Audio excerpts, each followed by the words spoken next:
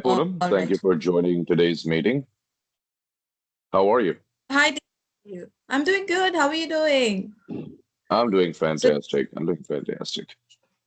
Good. I so think we were able to catch up after a long time of planning this, and I think it's a very essential topic we're going to go over today. So we can get right to it. Did you want to right, share something before we get started? right. So, I mean, I think this is a very important topic that we're going to speak about. And we both are astrologers, and we've been dealing with this problem, I think, on and off, is with people coming to us for relationship issues. um I mean, like, of course, as we had anticipated before, that people will be mostly coming for careers, but then no, I think relationship issues are the most talked about these days. And even, in fact, these platforms, the online platforms, also promote a lot of like relationship issues, and now we can mitigate these relationship issues. So hence this particular podcast, because we both, with over the years of experiences that we've had, we've become pro in relationship issues counseling. So yes, I would like to know from you, Deep, like, what exactly do you think um, is the main problem with the younger generation, or this generation, when it comes to relationships? Do you think that people are extremely delusional? Do you think that there's a lot of emotional unavailability, because of which people keep on consulting us for relationship issues? They just want to know too much about their partners, about what is happening in their lives, about their emotions, etc., etc. So what do you have to say on that? So I think you've correctly brought that point out, right? So in my opinion, there are three large issues that I'm noticing. One, I'm not going to call it delusion, but I think it's lack of information. Um, there's a lot of dependency on finding out information about each other's partners, which ideally should be managed through through a proper conversation. That is aspect number one. Aspect number two is failing to draw the line between what's a good relationship and what's not a good relationship. I think Right. within that, we have got multiple subcategories of self obsession, we've got self loathing, we've got image issues, the underlying issues within the iceberg. And the Right. third aspect, of course, is the inability to stay consistent with a partner, because that needs you to understand what you truly desire in the partner. So I think these three issues combined is what we're Mm-hmm. dealing with from the younger generation, and not just the younger generation. I think people who are Mm-hmm. still out there looking for love, looking for relationships, this Right. aspect is going to continue to haunt them until we kind of lay this to rest through the right information and the right mechanisms. That is what I think that we are impacted by today. Right. So, I mean, like, apart from that, I have observed this with the people, that there's a lot of emotional dependency that is growing. As you've Hmm. rightly said, it could be because of some sort of a complex that they have developed over the years, and because of that, this toxic attachment which is developing amongst the youngsters is growing. And more than often, I've seen this with women, especially, that they want to just grab that one particular person that they have come across, just because they're not able to find the right kind of a guy, and leading to emotional vulnerability. And in spite of seeing all these red flags that they see in a relationship, they still want to hang in there, because they feel that they don't have any other option. On the other hand, I've seen that guys are growing a lot more practical. I'm not saying that all men are practical, but this is more with men, is what I believe in. That they are becoming more and more practical, and less of emotional availability, which is very frustrating for the women gender, especially. One of my I friend, Yeah, in fact, I agree. he was saying Mm. is that it is the women who need commitment, not the men, because the men are getting sexual availability. Sex is so easily available these days with all these dating apps that we see, that they don't want to get into commitments anymore. They want to just switch partners. They want to just probably experience different relationships, and different kinds of relationship, different kind of people, and that's actually giving them a kick. And it's like more or less like an adventure for guys these days. It has been going on maybe for many years, but this is on the rise these days, is what I feel. Mhm. What do you have to say on that? So, no, like you correctly pointed out, right? So, one is availability. We are confusing availability with what's right and what's not, right? As an Right. example, if we walk into a fast food joint, there is a lot of items available, but I mean, everybody in the Mhm. back of their head knows that that is not what they should be eating. Because as availability increases, so does competition. And competition Right. is the I think the founding pillar of today's insecurity. Because you are Right. always, and this is gender agnostic, we're always competing with somebody who's better, faster, stronger, and earns more money. And from a Absolutely. beauty and grace standpoint, you're always competing with somebody who's far more graceful, far more element, Right. far more elegant, and so on and so forth. So Right. one of the things that I think becomes a problem is the I think it's the point when availability meets self-loathing, and that is when Hmm. people want to hang on to other people. Now, hanging Right. on to other people is, I think, the 90% driver of today's relationship problems, because if you study them, and of course you have also, dealt with such cases on a day-to-day basis, as have I, people find it hard to let go. Now, what they're building is a memory. Now, this memory has nothing to do with what they really want. And then they Right. come to a spiritualist or an astrologer to help them make a day to day decision, which is ideally expected of their own mind. This Right. clarity that is essential has been taken away, I think, with a lot of social media influence, a lot of programming that's happening from digital space. And today they True. believe that if I am available and I go and meet somebody else who's available, regardless of whether or not they want to continue with me, I still want to be available for them. And that is where the Right. disconnect begins. Right? Right. This is what I've observed. Yeah, and I think from here, this gaslighting and typical narcissist behavior is popping up with all these kind of like situationships and things like that. I totally agree with you on that point that people want to be, they just want to hang in there for some reason unknown to them. It's maybe because of their emotional insecurities, or maybe they lack somewhere that internal, that personality development which is lacking in them, is what I feel. Because a lot of people do not understand that when they're pursuing something in particular, or when they're chasing a relationship, they are somewhere lacking, or they are unable to understand that they should go for self-love. They should prioritize their own needs first, their own requirements first, before they actually start expecting something from the relationship. And I've seen this happening with a lot of couples these days, because they lack confidence.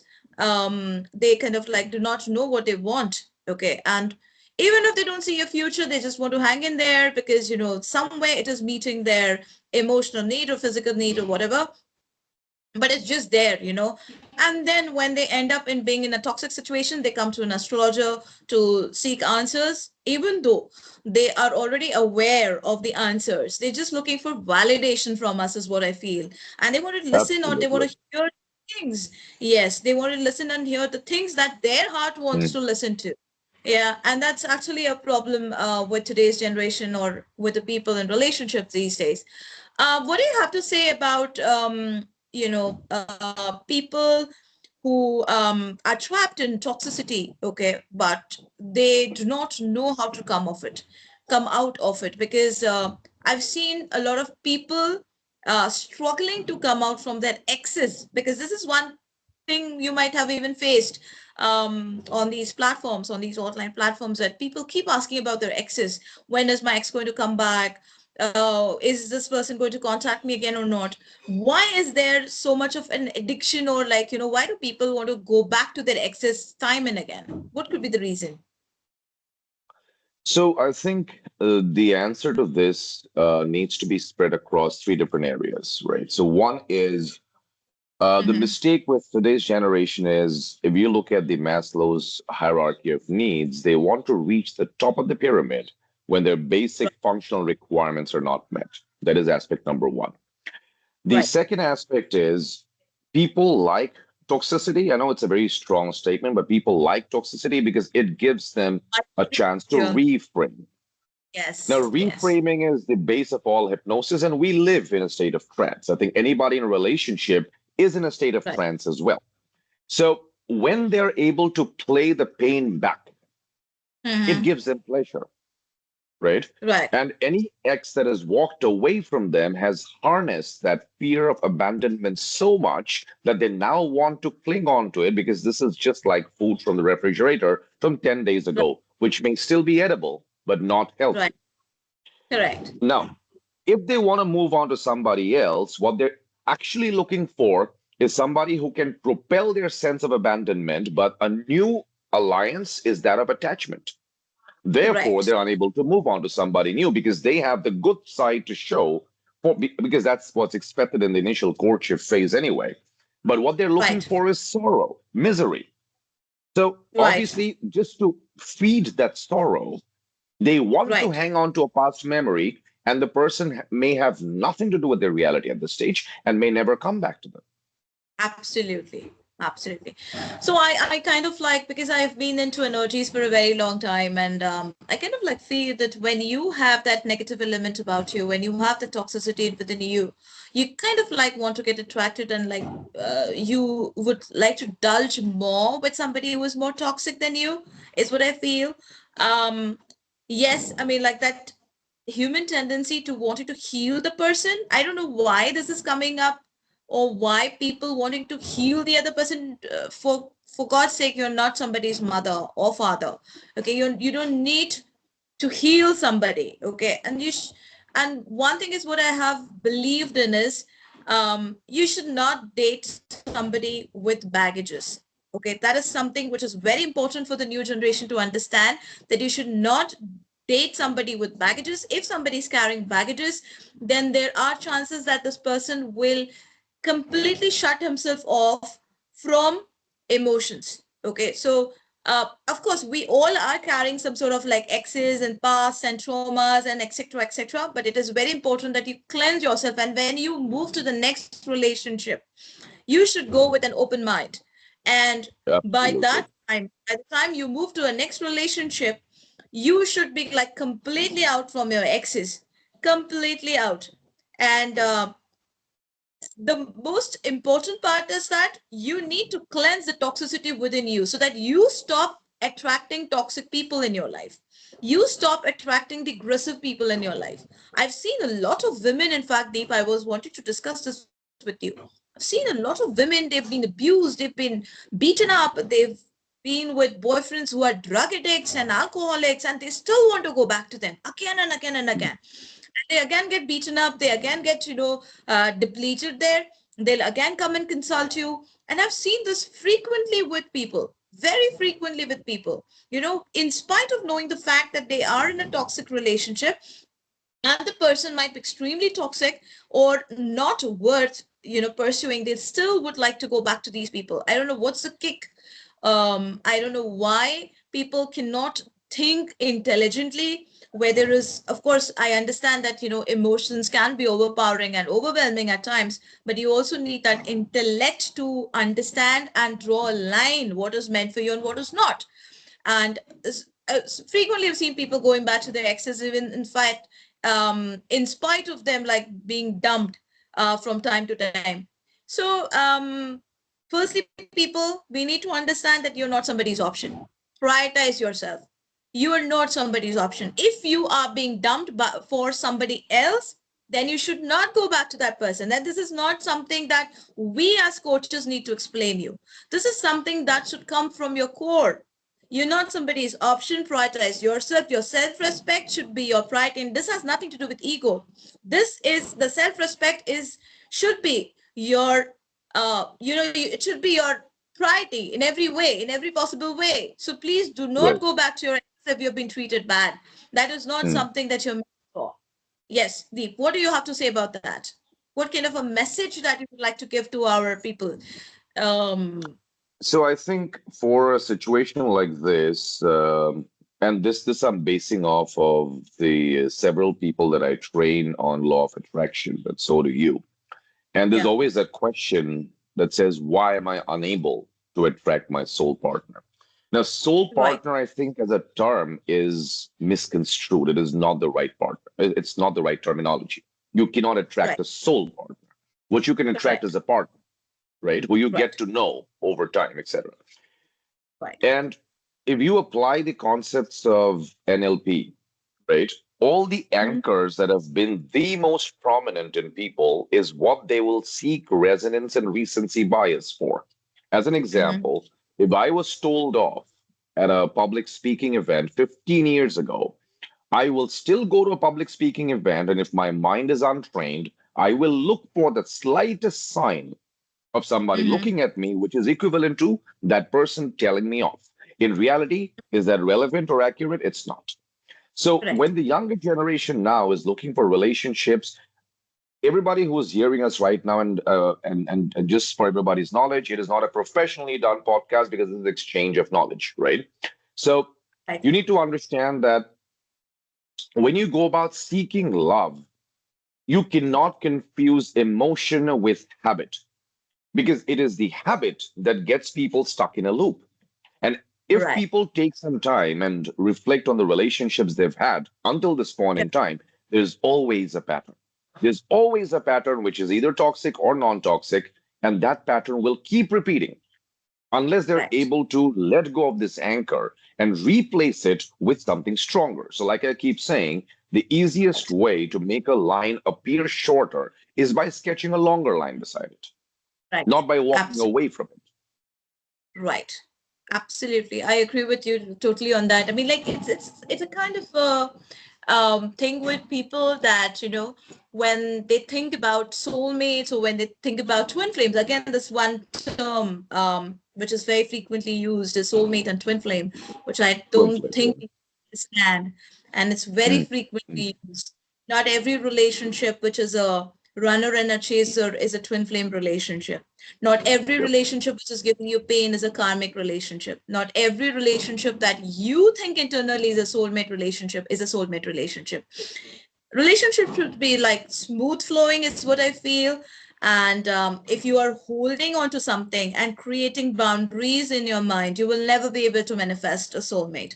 When you want a partner, a good partner for yourself, and you have decided that these are some of the things that you want to manifest in your partner, you have to go and manifest for it with an open mind, not with the baggage absolutely. or not with Yes. restrictions in your mind, which people often do.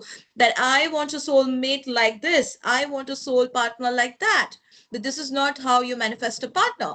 You have to be very open to the universe to receive, because the universe will decide what exactly you need in this birth, in this purpose of your life. It is not always what you want, it is what you need will be given to you. And 100%. yes, and 100%. I kind of like feel that, the main problem, the main issue with the people who are wanting to manifest a partner is their brain and their heart are not in sync.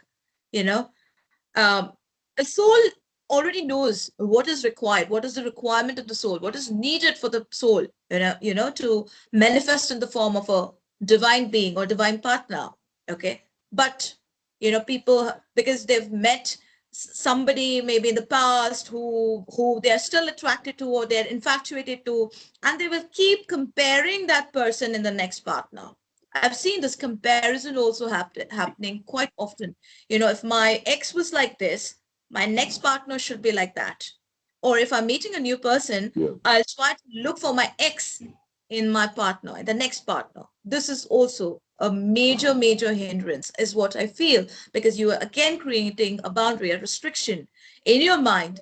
And hence, the next relationship that you get into also becomes something which is very similar to your previous relationship, and you are trapped in that loop. You form a pattern for Mm. yourself and you keep going Yep. through breakups, right? You can share your observation as well, Deep. No, I think this is a very important point that you brought up, right? See, I think people always, like I said earlier, they're looking for that one pattern. There's always one single pattern which gets repeated. Now, of course, the sub branches of that pattern could be thousandfold. We're not concerned over it. It begins with something as simple as he sounds or she sounds like my ex. So you're Right. basically connecting. So if you look at the VAK orientation, which is what we teach people for law of attraction, So, Right. if you look at the VAK orientation, you are orienting your new relationship to the auditory frequency of the previous one. Now, there is Correct. no assurance that two people will sound just the same, but the moment they have one little commonality, now let's face it, right? There's only so much that a new couple can talk about, which means there's always Mhm. going to be similarities, and they're Right. looking for the RAS is looking for that one similarity, and that's it.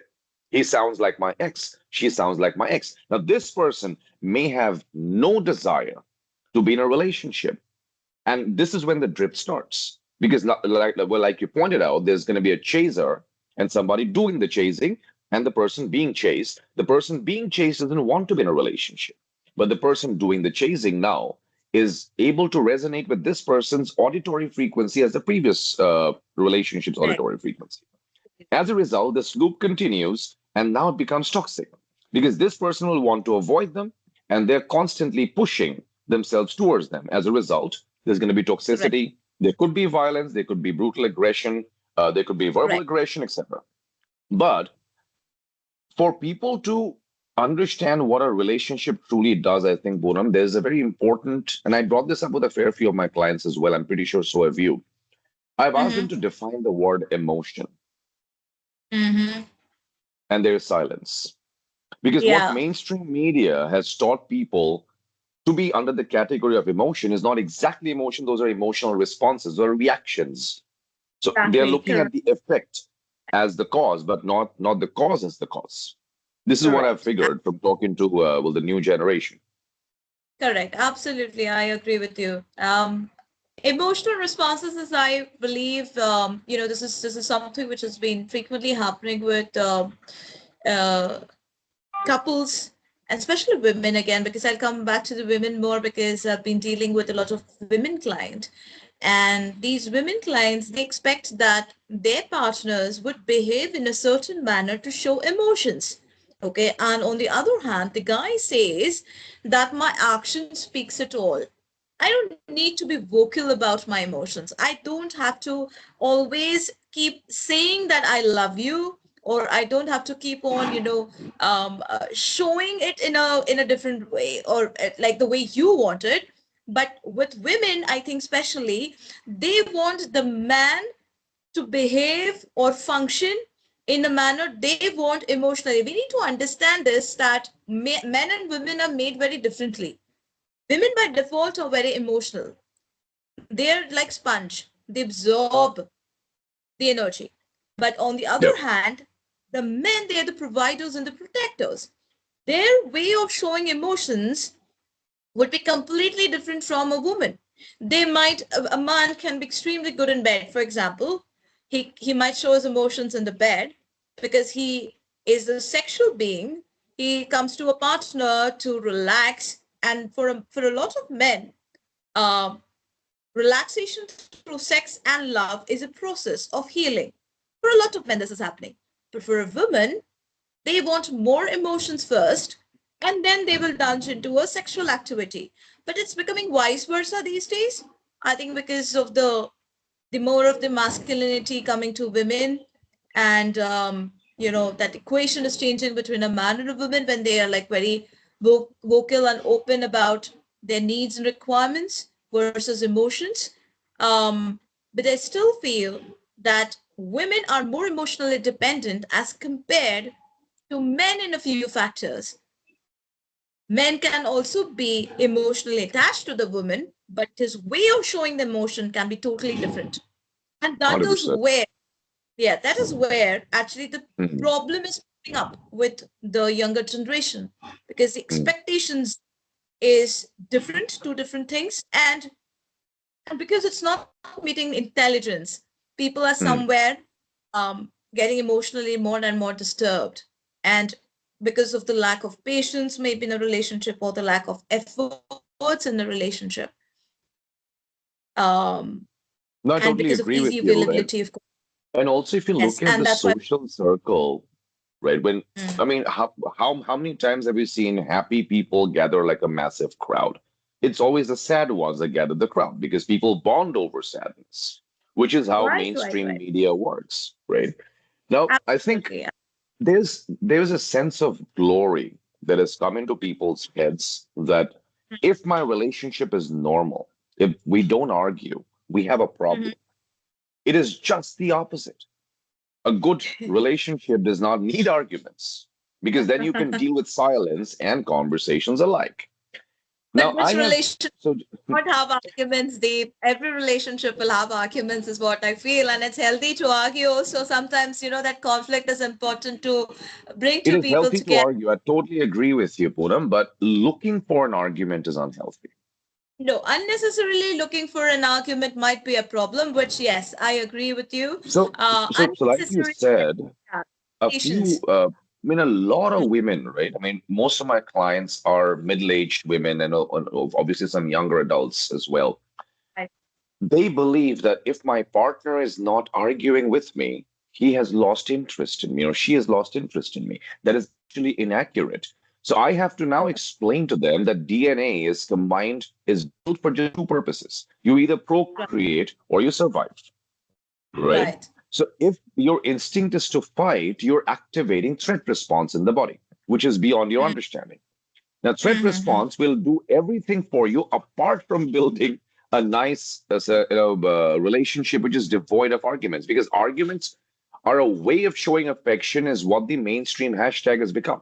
It's not. Right. I mean, you've been in relationships, I've been in relationships. Everybody from our generation have been in relationships that have had zero arguments, right? Oh, Because you that would we not. have reached a level of maturity when you can deal with silence as well.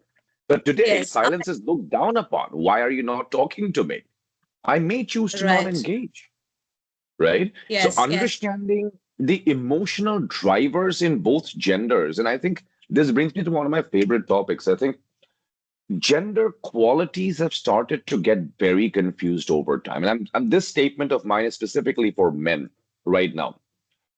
As men, if we don't set expectations, we are setting the whole relationship up for failure, right? Mm-hmm. Because a woman has got a far higher level of emotional intelligence. A woman has got Right. massive pain tolerance, which a man possibly cannot fathom. But Correct. expectation settings is the man's responsibility. And that Correct. happens when you are still in touch with your masculine attributes. And this is not Correct. just going to the gym and lifting Correct. weights, it's who you are here. If the Absolutely. man is as vulnerable as his female partner, then there is disbalance. Correct. Absolutely And correct. these And I days, I'm think, seeing that men are growing extremely emotional, which I'm not going to say it's bad, but as men, there's a certain way of life to be followed. And for generations, it's been that. I kind of like feel that I have met a lot of men who are extremely vulnerable and emotional as well, but then the fact that women are more emotionally intelligent, I think this has happened just recently in the recent past, or like I can say in this new generation, we meet a lot of women who are more emotionally intelligent. um I think I will speak something from my own experience. There was this one couple who had come to me, and this woman had a problem with her husband because he used to not click selfies with her. And they used to fight frequently on that. So these are some of the petty things that people fight. This was actually not even significant for the relationship. And he was an introvert.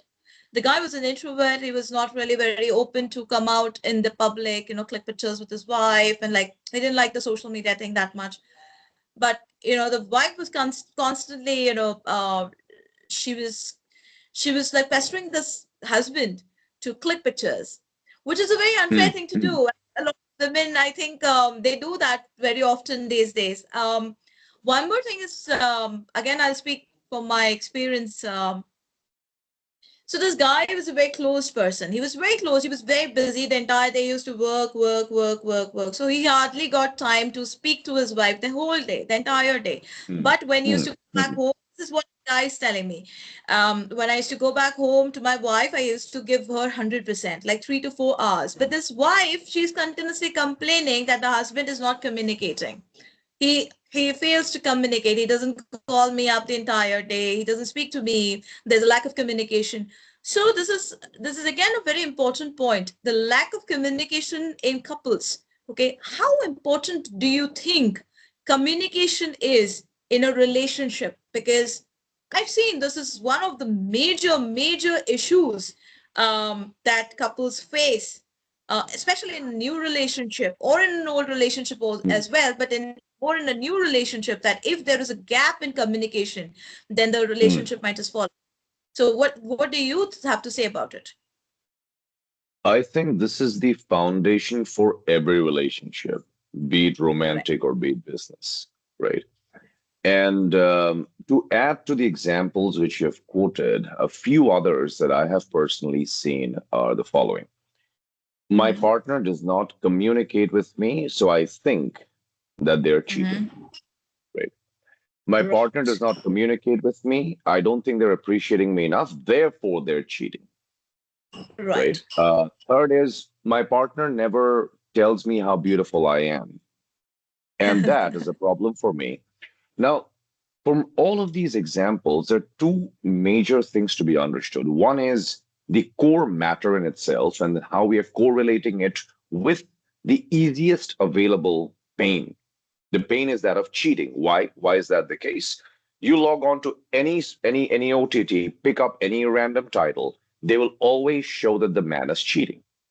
Right. It's a social programming. I'm not saying that there's not been cheating in the history of time. There has been. But then let's also understand what causes that level of drift in the first place. So first of all is communication. So within communication, Poonam, I think what what people lack today is the contextual communication. Their Right. communication is very transactional, Correct. right?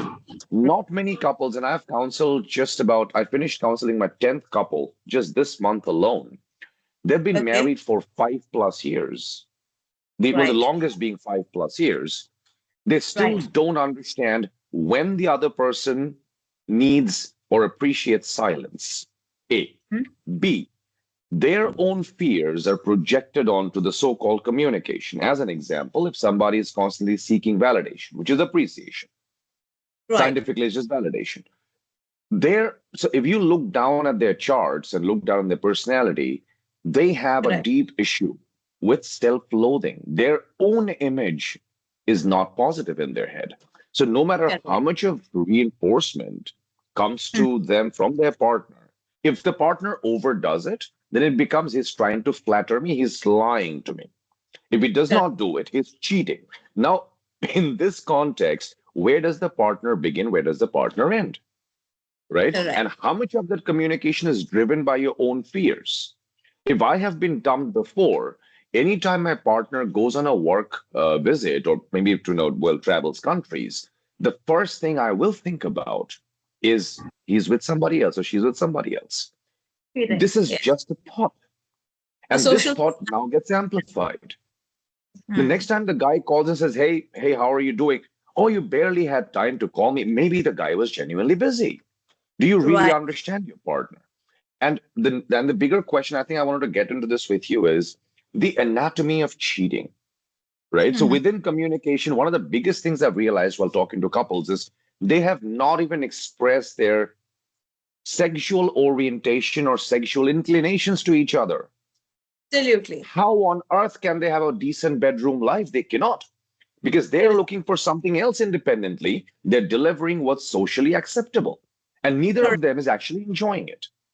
Absolutely. And this, I Agree. think, is a major area. I'm sure you've noticed it too. What's your take on this? Yes, yes, yes, absolutely. And I feel that, I don't know why, but then I still feel that Indians are somewhere still trapped in their conventional thinking, and they don't want to open up about their desires and needs, or they just curb down their, or they just suppress emotions. They're not very vocal about what they want and need in a relationship. Setting of expectations, like you've rightly said previously, because it is not just the job of the guy. I think even the females have to set an expectation. um Expectation in the sense that you should be very clear about what you want in the relationship from the very beginning of it. And you have to also program your mind accordingly. There has to be an intelligent move along with your emotions, of course. There has to be a balance. Coming to the communication part, that's where the communication begins, At the very first of a relationship, you should be very open and honest about what is your requirement, what you need from this relationship, and what are your expectations from your partner. Okay, I've Yep. seen a lot of women or men also, for that matter, who want to get into a casual relationship. They fall for that person, and then later on, they start expecting a similar thing from the partner. Okay, and that's where the toxicity begins. So the communication Yep. is one most Mm. important part. The second, in a husband and a wife relationship, also from the very beginning, there has to be a communication, a clear cut communication, and especially on the sex part, because that's where the sex part, when two people come together, there are certain physical needs and expectations from each other that needs to be Yep. met. There is nothing to be shy about. There is nothing to be afraid about. You don't have to suppress your emotions. You have to be very open and honest about it, and only then will you be able to manage and maintain that relationship in the long run. But then a lot of people, they're very scared to speak up, is what I've seen still somewhere. And Yep. especially with Absolutely. families which are like, where they have like too many family members in the family, maybe a joint family. There, the Mm. husband and Mm. wife, they might not be even communicating that much, and I've seen plenty of such families falling apart.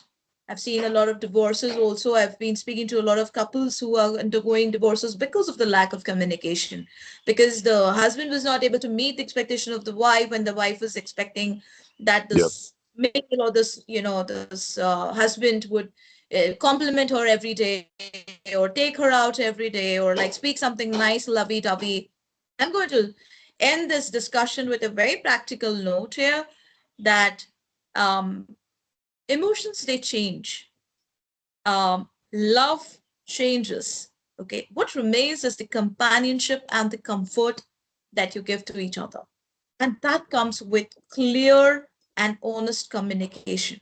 If you expect that your partner is going to love you throughout your life, you might not be able to do that as well, because emotions, they mature with time. What remains at the later stage of your life is maturity with responsibility and emotion to provide for each other. Okay, that's what I feel is very important in the companionship, and we need to understand that. When people come to us and they ask, "What is my partner thinking about me? What are his emotions for me?" Emotions changes every second. We need to understand that no Yep. person will have emotions or love feelings for you constantly. That's unlikely to happen. There can be a sense of responsibility towards you. There can be a sense of responsibility towards a relationship for you, but emotions cannot be constant. Okay, they change, and we need to intelligently think about this. So, and especially for the newer generation who come to us as we are the coaches, so you need to understand that um, the emotions have to be worked on internally first. You need to know what you want for yourself, what you need for yourself. You have to become a better person. You have to raise your vibrations, increase your frequency so that you don't keep going back to your old patterns, or you don't go back to your exes, and you become so positive about yourself. You become so confident about yourself. You let go of all insecurities, regain that confidence, get your power back so that you can manifest a better partner for yourself. Yes, Steve. Would you like to say No, something as absolutely. I think no, this needs to be a continued effort because we are targeting a rather large iceberg. So the next one that we want to do should be on law of attraction and the misinformation that exists around it with respect to manifesting the right kind of a soul partner or a twin flame, right? And how that needs to change. And until then, I think we have covered the key messaging well? of, This twin flame so I thing think is like, internalizing. Yeah, no, we have to target the twin flame really quickly because that's it's a really odd, twisted term also when you look at it from a scientific standpoint. And this So time, I think mm, so. The next one we should do is ideally. So this is the way I'm thinking about it. We should pick up case by case basis of what the top three defect areas are in today's relationship, and we'll dive into each such prototype one at a time, right? And then yeah, give more use cases for people to resonate with and yeah, possibly invite participation from them as well. Because this is not exactly a podcast, it's a learning exchange session, which means we want people to join in and talk to us, right? right. Because our war is against misinformation. It's not against a specific kind of lifestyle. Lifestyle is always going to evolve. So I think thank you for your time, Poonam. This was a lovely discussion. We will catch up for the next one soon. Sure, Deep. Take care. Bye bye.